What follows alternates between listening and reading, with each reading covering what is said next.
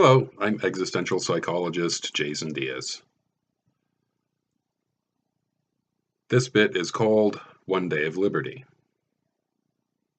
I laughed my way through basic training. It was a hoot.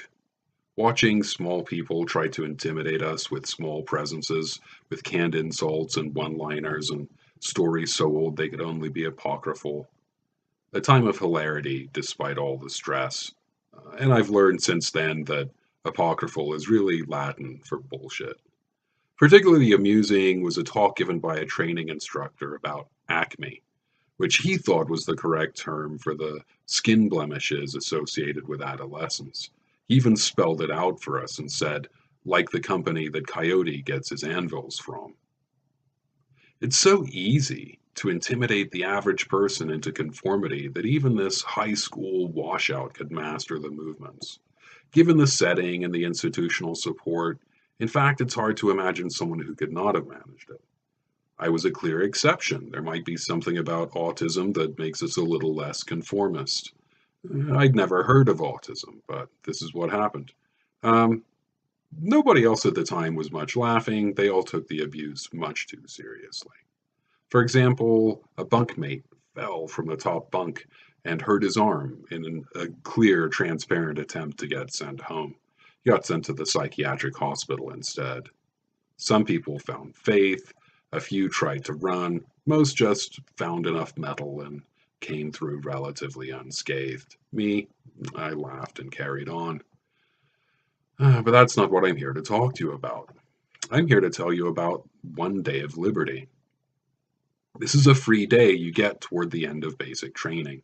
Until this day, you've been locked into the barracks, locked into a formation, locked into a dining room, locked into position and discipline and subservience and appearance and protocol. On this one day, some weeks into your incarceration, you get to put on your dress blues for the first time and go out into the civilian world for a few hours. You're free for the day to pursue real life. It feels strange, like re-entering adulthood. Some people break the rules set up around this liberty, drinking, smoking, sex, and some people find the freedom they have to be enough. My squadron, of course, went straight to Hooters. What other behavior, in fact, do you expect from young men being trained to conformity and social order? And then we went to the movies, Bram Stoker's Dracula. We carefully observed the boundaries of our liberty, stayed in line, and came back to our temporary prison on time to be locked in for the night. Liberty ended.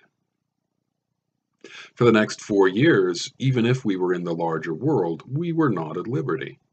Our movements were watched, if not very closely, even on leave. Visits to foreign countries could be scrutinized, our urine sampled, our quarters, no less a prison for not having locks on the doors, as they could be and were searched at any time without any suspicion. If we took loans, they were guaranteed by the government, and we were thus huge targets for local businesses. That one day of liberty trained us, perhaps more than anything else, to experience freedom as relative, within the accepted boundaries we signed ourselves into.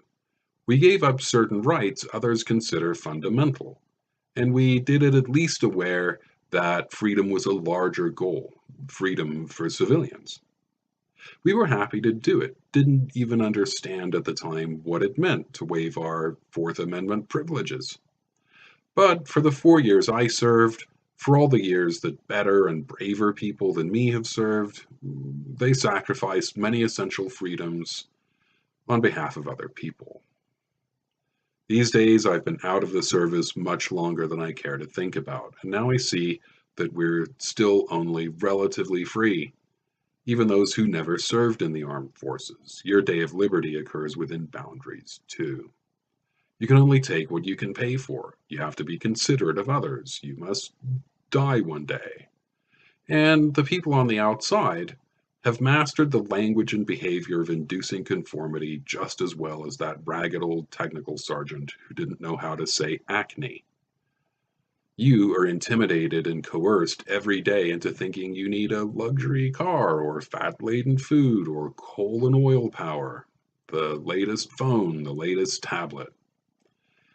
The sad truth of the matter, though, is that you did not sign up for any of this. It's being done to you. Your silence is assent, but you never consented, even when you paid extra for the name brand identical to the generic. I willingly signed away all my rights all those years ago. You never did. Imagine then. Imagine that you had one day of liberty, and at the end of that day, did not have to take the bus back to your barracks to be locked in once more. What would you do with that day?